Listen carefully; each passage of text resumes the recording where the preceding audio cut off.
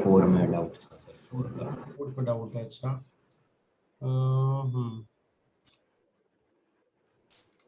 Okay, देख लेते हैं 4th।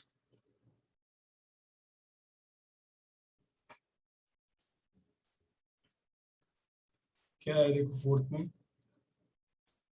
दो हमारे पास चार्ज चार्ज स्फीयर है, ठीक है, separated at distance of d exert a force F on each other, ठीक है।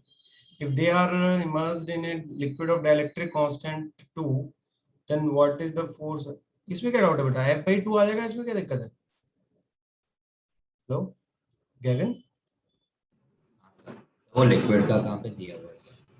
लिक्विड का कहाँ पे दिया? देखो डाइलेक्ट्रिक कांस्टेंट देखा ना बेटा भाई, जैसे कि मान लो कोई एक पे चार्ज क्यू आ अच्छा जाएगा, हाँ सर वो ठीक से नहीं पढ़ा, वो डाइलेक्ट्रिक कांस्टेंट। है हाँ ना, सर। तो बस उसका के क्यू एन क्यू टू भाई उसमें एप्सिलॉन आर आ गया, और क्या, ठीक है। हाँ सर वो ठीक से नहीं पढ़ा सर। चलो कोई नहीं, और बताओ आगे 4 5 6 सर 7 8। क्वेश्चन हाँ 10। 10th, अच्छा 10th देख लेते हैं। 10th में क्या है कि कंडक्टर, और सर 8th में भी थोड़ा था सर। 8th में डाउट है, चलो 8th में देख लेते हैं। हाउ मच, अच्छा ये एनसीईआरटी का क्वेश्चन है, देखो how much electrons are there, positive and negative charge is there. अच्छा बहुत बार ये भी पूछते हैं how much many electrons are there, अलग अलग वेराइटी है। एक कप ऑफ वाटर को बोल रखा है 250 ग्राम लेना है। अब 250 ग्राम जो हो गया, पहले तुम्हें पता होगा कि नंबर ऑफ मोल्स निकालने का जो तरीका है, केमिस्ट्री में तुमने पढ़ा ही होगा, वो given mass divide by molar mass होता है।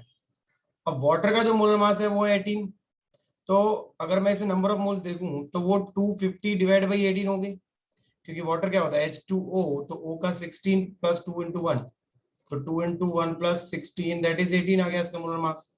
तो नंबर ऑफ मोल्स ही आ गए, और हमको पता है कि number of molecules divide by number of Avogadro number is equal to number of moles, ये भी n होता है। तो यहाँ से मैं नंबर ऑफ मॉलिक्यूल्स लिख सकता हूँ कि n इंटू कैपिटल N होगा, तो ये यहाँ से स्मॉल n आ गया, ये 250 बाई 18, तो 250 ग्राम में इतने नंबर ऑफ मोल्स हुए, इंटू एवोगाड्रो नंबर 6.02 इंटू 10 की पावर 23, इतने नंबर ऑफ मॉलिक्यूल्स हुए। अब ये बात देख लो कि एक मॉलिक्यूल में अगर मैं एक H2O का मॉलिक्यूल लेता हूँ, तो बताओ उसके अंदर कितने पॉजिटिव चार्ज है, एक बताओ भाई। 18, उसके अंदर, हाँ, इसका एटॉमिक नंबर कितना है ऑक्सीजन का, बोलो भाई 8, तो इसके अंदर 8 प्रोटॉन्स हैं, और ऐसे इसका जो 1 1 है, तो कितने इसके अंदर कितने हैं 1 1 है।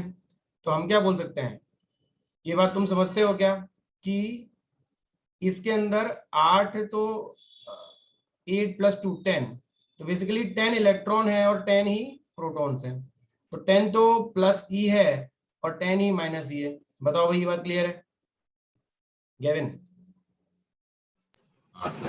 है ना, तो अब बस हो गया खत्म कि ये नंबर ऑफ मॉलिक्यूल्स आ गया। इस नंबर ऑफ मॉलिक्यूल्स में टोटल क्यू कितना होता है, क्यू बराबर एन ई, तो दिस इंटू 10 इंटू ई, और ई की वैल्यू डाल दो, बस आ गया आंसर। इस पूरे को सॉल्व कर लोगे, ई की वैल्यू कितनी डालोगे, ई की वैल्यू डालोगे 1.6 इंटू 10 की पावर -19। पता चला, इतना जितना पॉजिटिव होगा उतना ही नेगेटिव होगा, क्योंकि भाई जितने प्रोटॉन्स है उतने ही इलेक्ट्रॉन्स है, तो वो तो सही है, पर बाकी मैग्नीट्यूड कितना होगा उसका ये होगा। पता चला बेटा केविन? हाँ सर।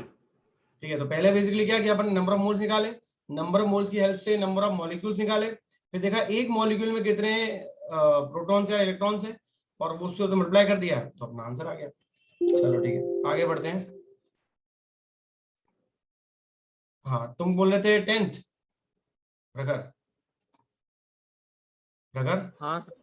ठीक है, 10th में देख लो, 10th में क्या है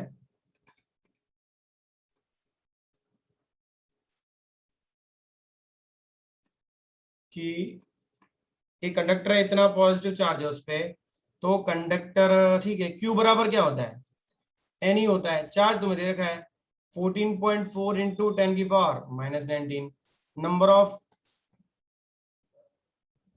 इलेक्ट्रॉन या फिर जितने इलेक्ट्रॉन की डेफिशिएंसी है या एक्सेस है वो निकालना है, और इन 2 की वैल्यू होती है 1.6 इंटू 10 की पावर -19, डिवाइड कर दोगे तो कितना आ जाएगा 14.4 डिवाइड बाई 1.6 8 आ जाएगा, नहीं सॉरी 9 आ जाएगा। सर 9 आएगा। हाँ 9 आ जाएगा। और 9 इलेक्ट्रॉन सर, एक्स, हाँ क्या हुआ मतलब एक्सेस और शॉर्ट का कैसे निकालेंगे? भाई? देखो एक बात बताओ, प्लस चार्ज है मतलब इलेक्ट्रॉन दे दिए हैं या ले लिए हैं? दे दिए। दे दिए हैं, तो उसके पास क्या शॉर्ट है, 9 इलेक्ट्रॉन शॉर्ट। कम है ना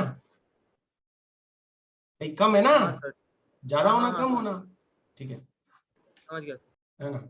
चलो ठीक है, और देख लेते हैं आगे क्या सर होता है। 14 में डाउट था। 14 में डाउट था, 14 तो हाँ सर, देखते मेरे हैं, को भी उसी में। 14 देख लेते हैं। 14th में क्या है,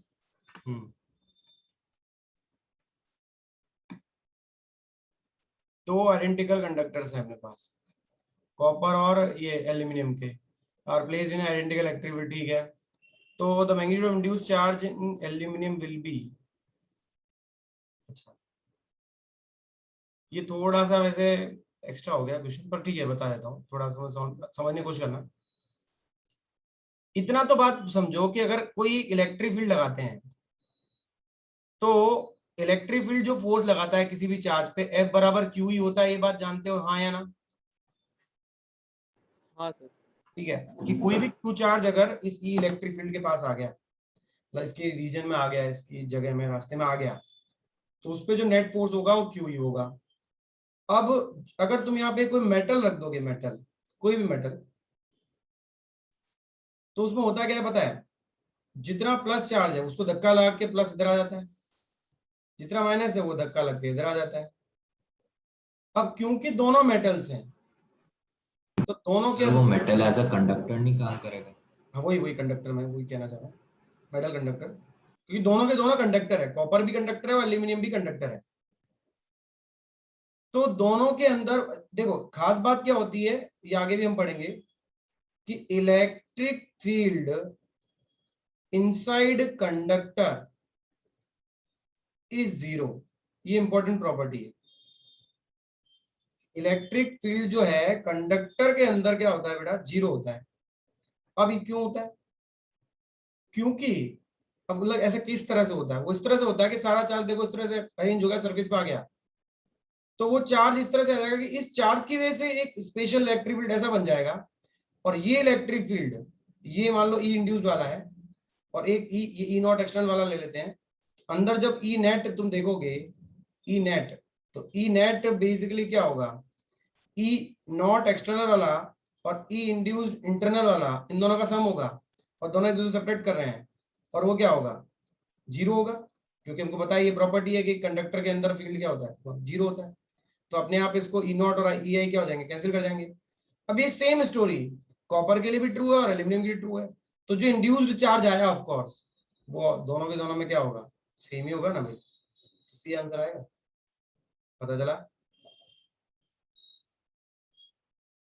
बोलो भाई। हाँ सर।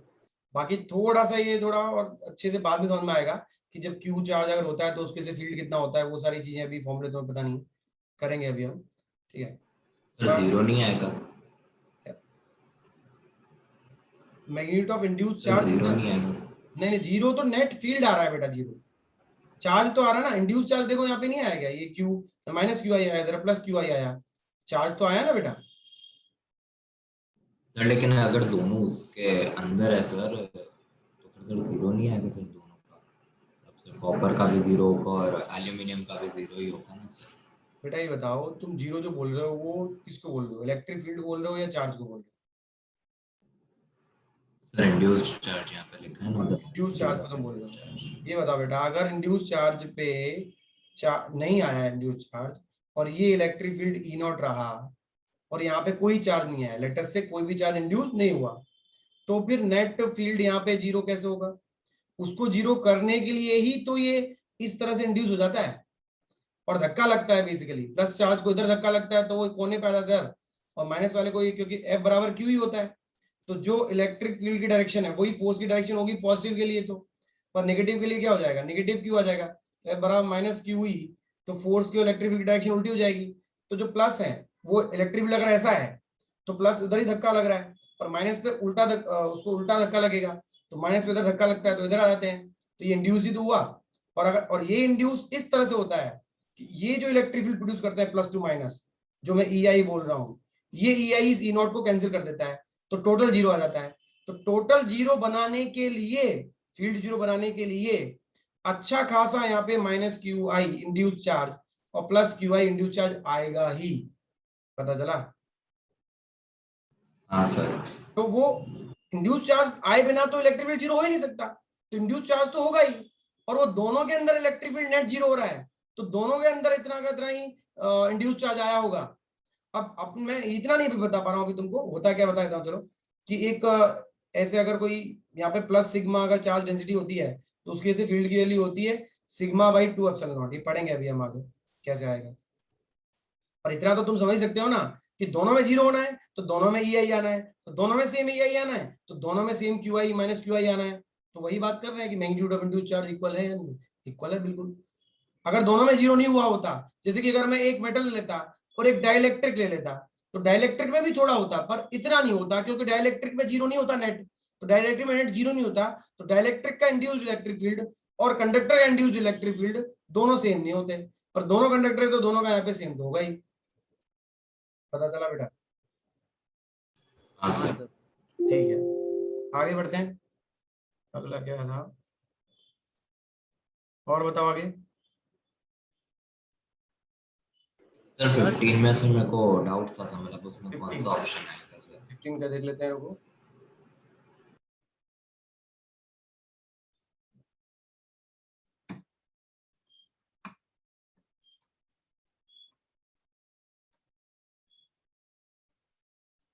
फिफ्टीन में क्या देखो, दो चार चार्ज लगे हुए, ठीक है, ABCD ऐसे करके।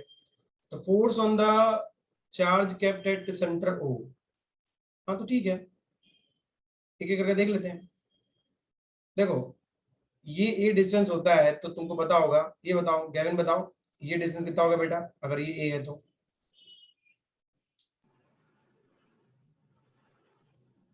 मतलब कितना होगा बेटा? सर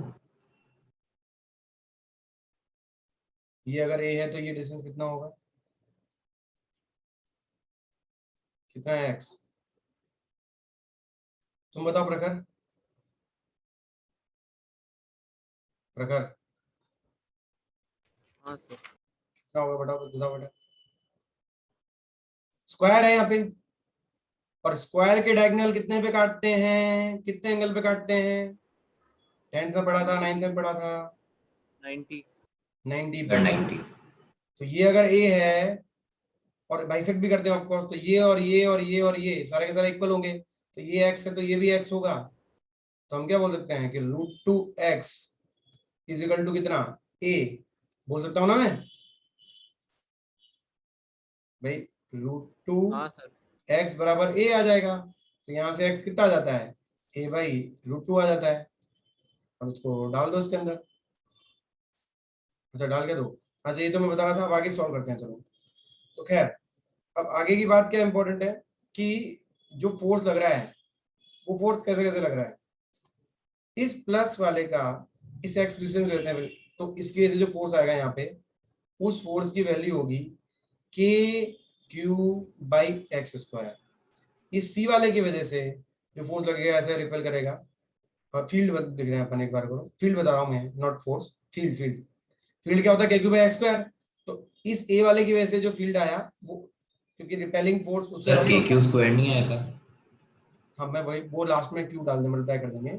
मैं फिलहाल ये बता रहा हूँ कि फील्ड कितना होगा। मैं क्या कर रहा हूँ, देखो मैं चाह रहा हूँ कि भाई नेट फील्ड निकाल लो तुम ओ पे, कहाँ पे, ओ पे, और वो कितना होगा, EA plus EB plus EC plus ED, इन सबका सम। और नेट जैसे एक बार आ जाएगा तो F नेट जो मुझे निकालना है वो उस पे जो भी चार्ज मैं रखूंगा, कैपिटल Q मान लो मैंने लेटर से चार्ज रखा, ठीक है, तो कैपिटल Q इंटू वो E आ जाएगा, E नेट। ये बात समझ में आ रही है क्या करना चाह रहा हूं मैं? बोलो बेटा गेविन और प्रखर। हाँ सर।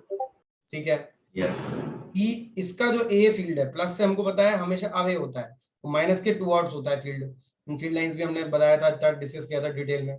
तो ए की वजह से जो फील्ड आ रहा है वो इस तरफ आ रहा है और सी की वजह से फील्ड आ रहा है वो उस तरफ आ रहा है। इसका मैग्नीट्यूड है के क्यू बाई एक्स स्क्वायर, इस वाले का मैग्नीट्यूड भी कितना है के क्यू बाई एक्स स्क्वायर, और ये जो डी है इसकी तरफ आएगा इस तरफ और इसका मैग्नीट्यूड कितना होगा के into two Q divide by x square, और ये क्या प्लस है इसका भी क्या आएगा इसी तरफ आएगा क्योंकि प्लस से अवे होता है, उसका मैग्नीट्यूड होगा के into two Q by x square. तो बेसिकली ये फोर्स हो गया टोटल। तो अच्छे से डायग्राम वापस मैं इधर बना रहा हूँ, एक आया के क्यू बाई एक्स स्क्वायर, एक आया इधर के Q by x square, field की बात हो रही है, और इधर आ गया कितना 4 बाई एक्स स्क्वायर। कोई दिक्कत बोलो बेटा?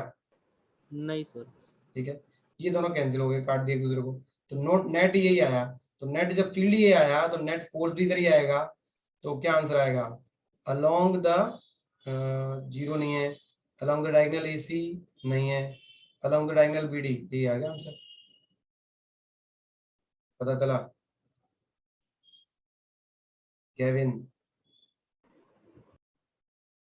भाई ये फील्ड की डायरेक्शन आई ना नेट की, तो नहीं यही इसी डायरेक्शन के अलावा अपना फोर्स आएगा नहीं आएगा केविन? एक बार वापस समझा दो ना। वापस समझाता हूँ, देखो ध्यान से,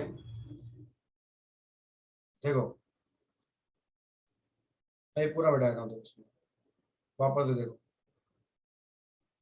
वो क्या रहा है। देखो सिंपल सी चीज है, हमने बोला कि ऐसे चार जगह चार्ज दिखा रखे हैं, हमने कहा कि भाई पहले काम करो, तुम्हें ओ पे फोर्स चाहिए नेट फोर्स, तो नेट फोर्स के लिए इसलिए तो इलेक्ट्रिक फील्ड निकालते थे कि पहले इलेक्ट्रिक फील्ड निकाल लो नेट, और जो इलेक्ट्रिक फील्ड नेट आएगा इनटू मान लो मैं यहाँ पे क्यू चार्ज रख रहा हूँ, वो अपने को एफ नेट दे देगा।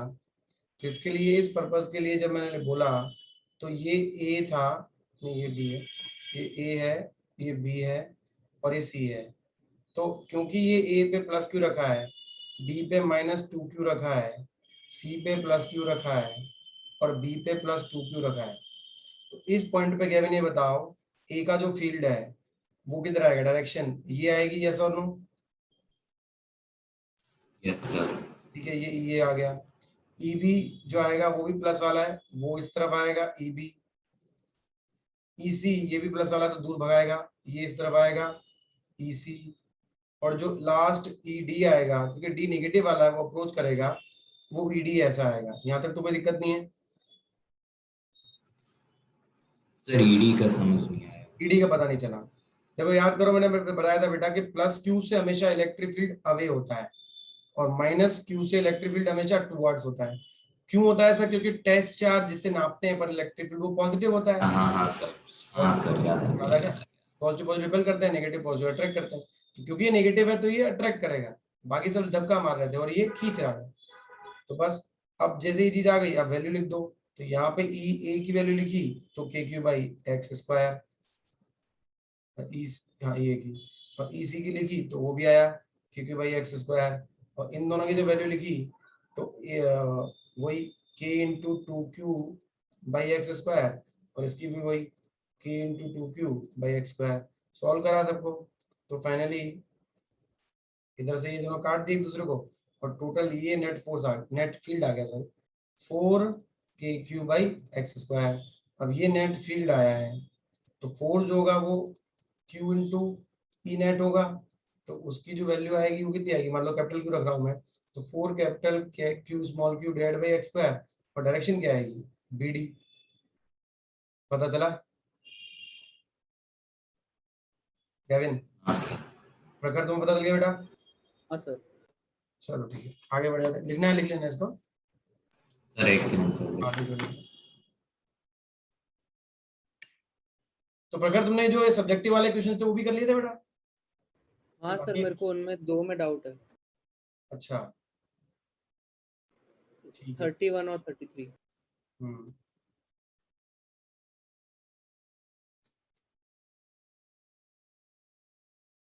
तो अपन हर टॉपिक के ना ऑब्जेक्टिव सब्जेक्टिव दोनों तरह के क्वेश्चंस करते रहेंगे साथ साथ में, जैसे पढ़ते आएंगे ना आगे। अब एक दो क्लास और बाकी है, फिर ये अपना चैप्टर खत्म हो जाएगा, पहला चैप्टर। फिर इलेक्ट्रोस्टैटिक का दूसरा चैप्टर है, वो करेंगे। क्वेश्चन साथ साथ में करते रहोगे तो अच्छे से समझ में आता रहेगा, क्वेश्चन मत छोड़ना।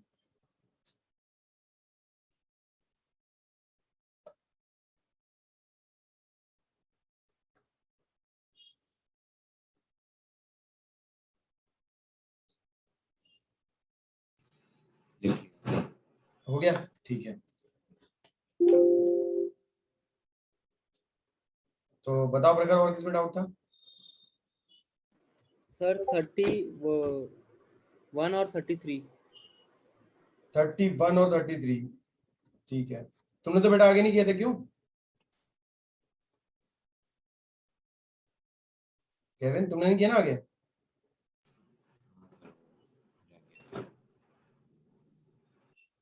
ठीक है, देखो एक बार तुम सब लोग कर लो, फिर मैं इसके सॉल्यूशन भी भेज दूंगा, पर एक बार सब कर लें उसके बाद ही भेजूंगा, तब तक तुम्हें खुद ही सब करना है। हाँ, तो एबीसी एक राइट एंगल ट्राइंगल है, ठीक है। तो ठीक है भाई, बहुत अच्छी बात है। और क्या बोला कि इसके अंदर ए बी की वैल्यू दे रखी है मुझे 3, बी सी दे रखा है 4, तो इसको जब ले लेते हैं बी और सी, तो ये दिया 3, ये दिया है 4, और एंगल एबीसी ये 50 दिया है, ठीक है। अब कहाँ ईएसयू बताया था, जो कि अपनी सीजीएस यूनिट है।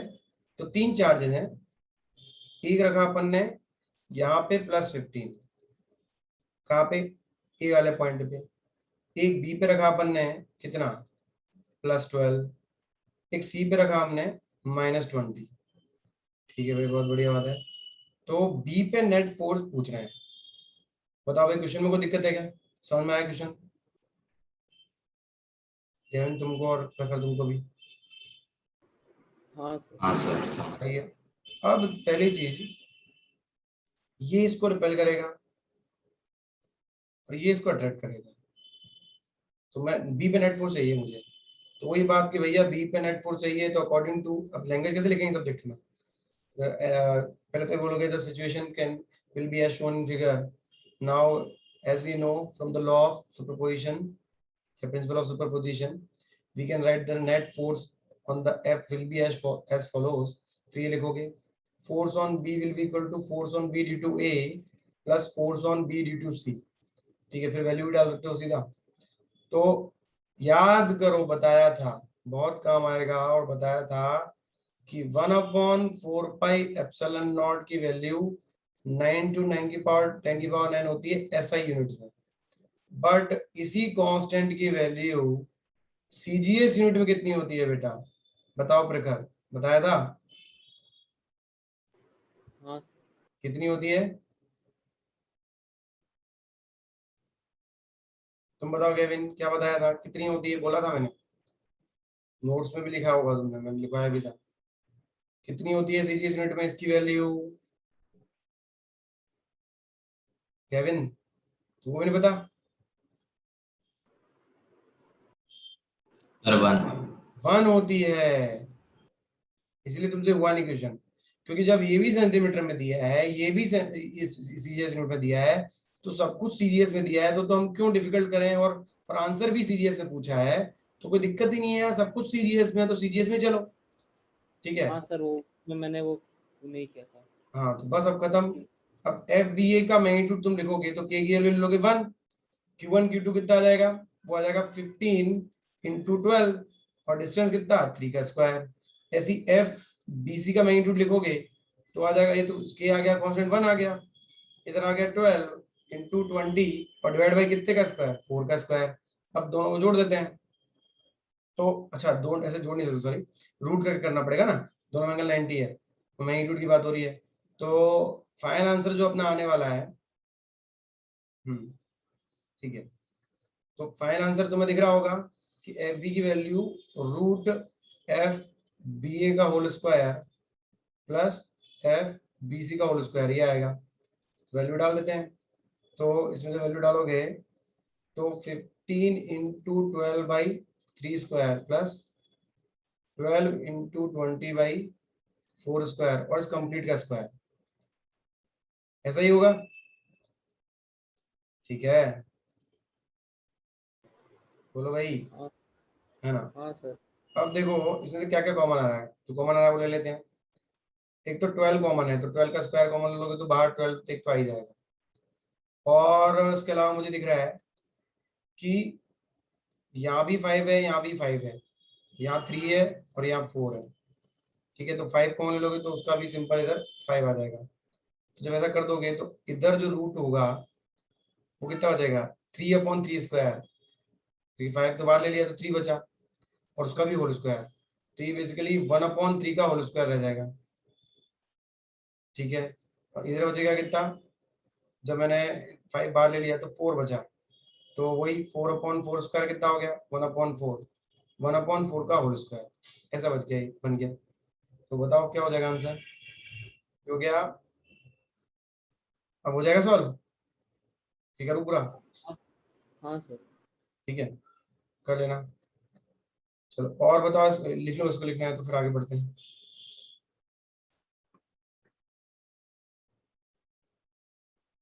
तुम बेटा कब तक कर लोगे केविन बाकी के क्वेश्चंस? कल तक सर। कल तक हो जाएंगे ना, ठीक है। करने के बाद मुझे भेजना होमवर्क का पीडीएफ, हो सके तो पीडीएफ बना के भेजना, नहीं हो तो फिर इमेज। पीडीएफ में क्या रहता है, अच्छे से वो मैनेज हो जाती है।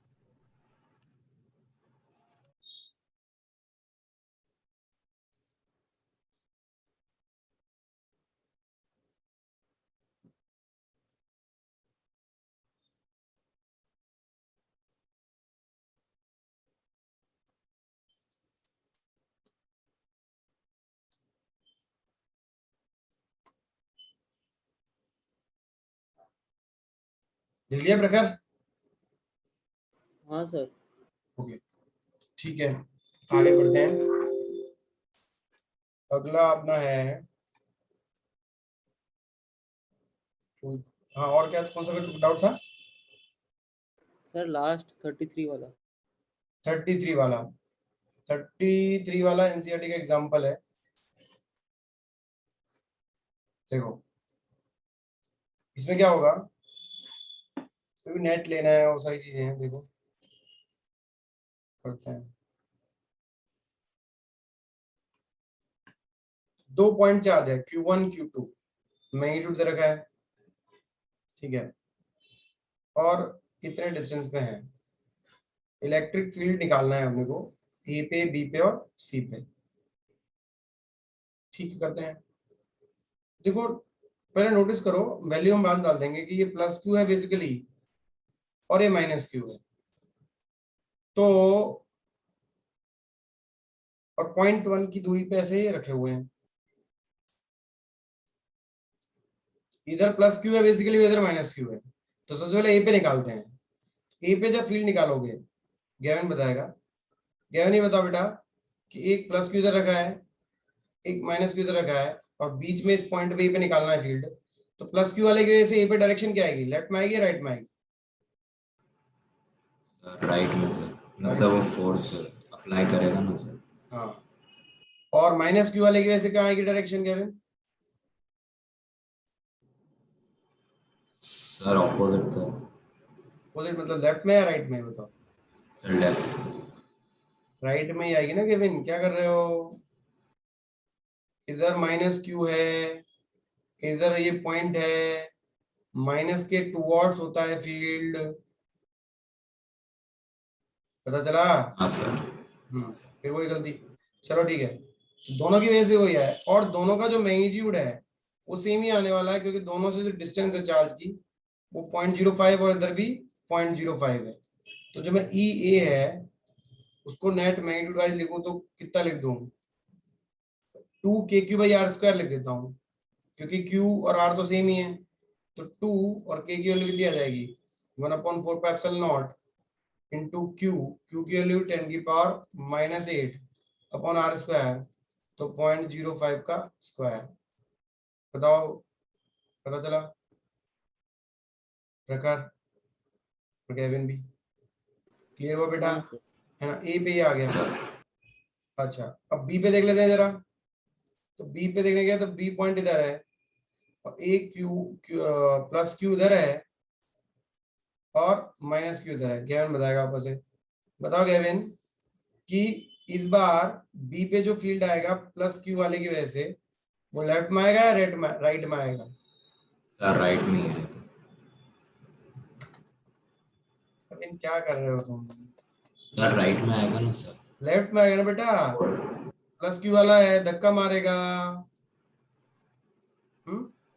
सर तो बी पॉजिटिव क्या चीज बेटा? सर बी पॉजिटिव है ना? तो बी, अरे यार बी पे तो बी तो पॉइंट है, बी थोड़ी पॉजिटिव नेगेटिव है। ये यहाँ पे एक चार्ज रखा है यार, ये जो चार्ज रखा है ये तो एक पॉजिटिव और एक नेगेटिव है। देखो तुम पता है लॉजिक समझ नहीं रहे हो अच्छे से। देखो सिंपल सी चीज है कि तुमको जिसकी वजह से निकालना है पहले वो देख लो, किसकी वजह से निकालना है, इसकी वजह से निकालना है। कहां पर निकालना है वो देख लो, यहां पर निकालना है। तो अब देखो प्लस है तो वो धक्का मारेगा, ऐसे सोच लो। और अगर ये चार्ज खुद माइनस होता तो अट्रैक्ट करता। तो ये प्लस यहाँ पे धक्का ऐसे ही तो मारेगा, तो लेफ्ट में नहीं आ रहा केविन? हाँ सर, हाँ सर। अब बताओ चलो माइनस क्यू वाला की वजह से क्या क्या आएगा इस डी पे?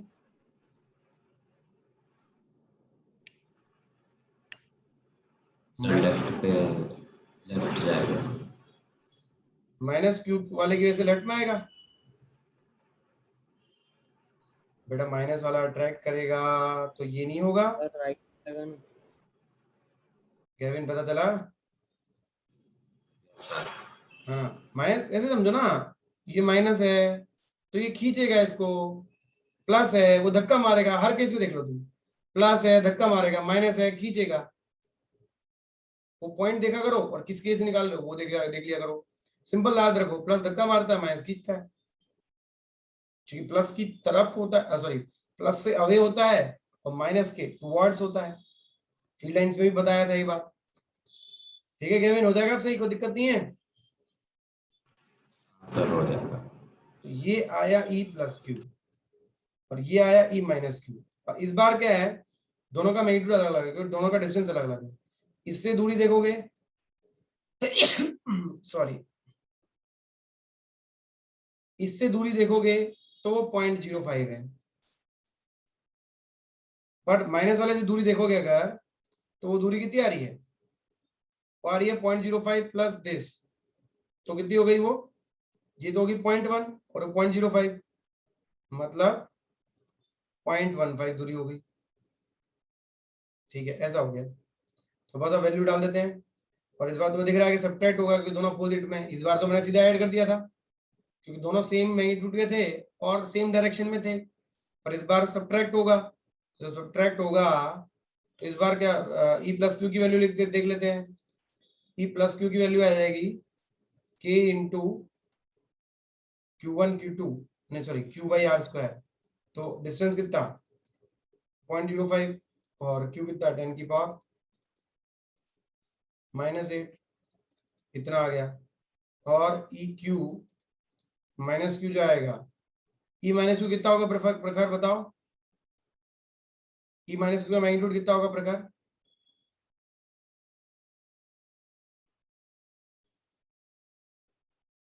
नहीं पता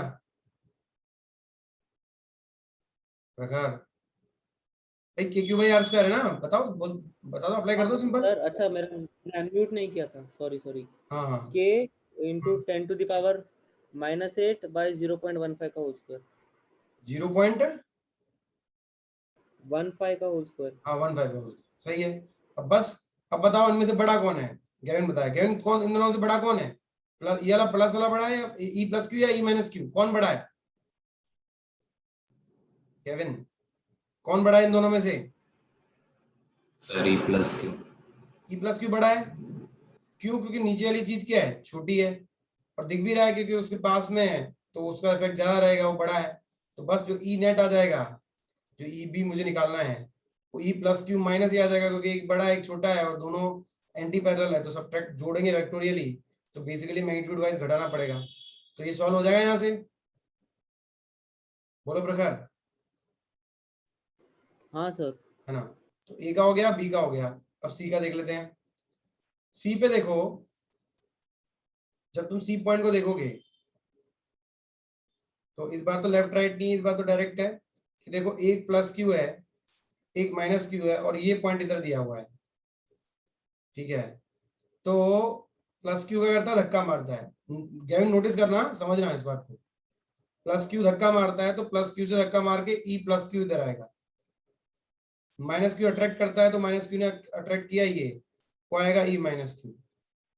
डायरेक्शन समझ में आई गेविन? सर ठीक है, और ये डिस्टेंस 0.1 है और ये डिस्टेंस 0.1 है, दोनों का डिस्टेंस तो सेम ही है, तो मैग्नीट्यूड भी इस बार भी सेम ही आ रहा है।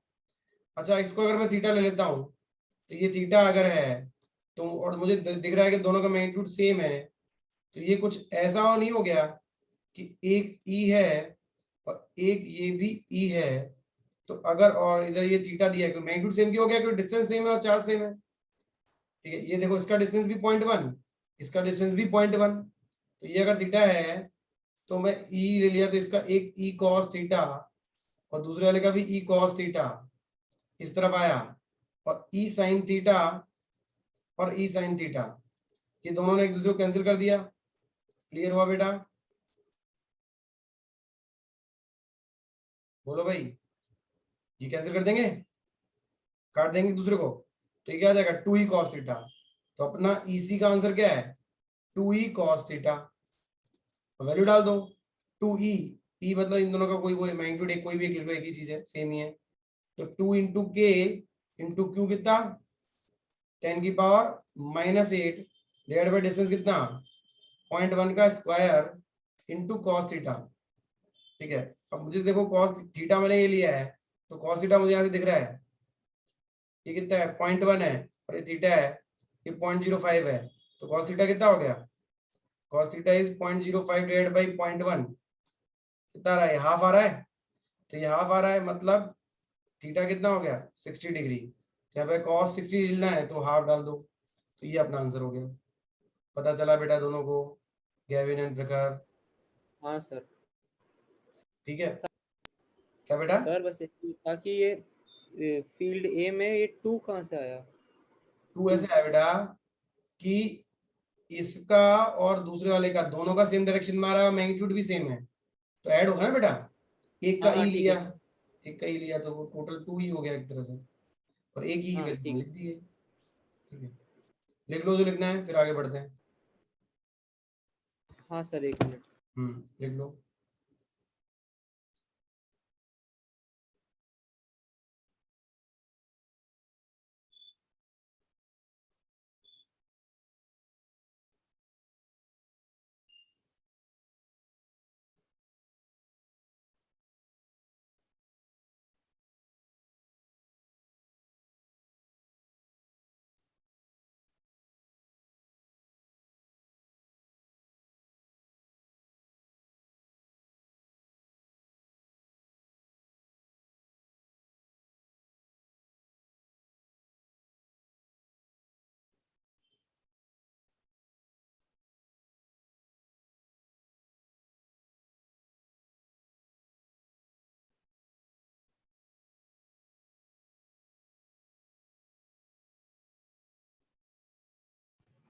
सर अब एक बार 18th वाला भी बता सकते हो?